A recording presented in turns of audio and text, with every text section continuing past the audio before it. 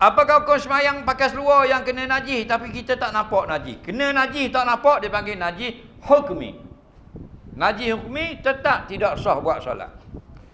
Apa makna najis hukmi? Najis tapi tidak nampak kerana sifatnya sudah hilang, rasa, bau dan warna. Kalau nampak salah satu pada bau, rasa dan warna, namanya najis aini. Faham? Tak nampak tapi bau acing, najis aini. Okey? Tapi kalau najis memang kena, tapi halus sangat.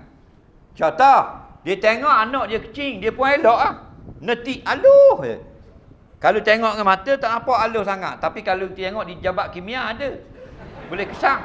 Faham lagi? DNA. Hukumnya dimaaf. Kenapa? Al-qalilu kal adami. Kaedah kita benda yang kecil sangat seperti tidak wujud, dimaafkan syarak. Tu.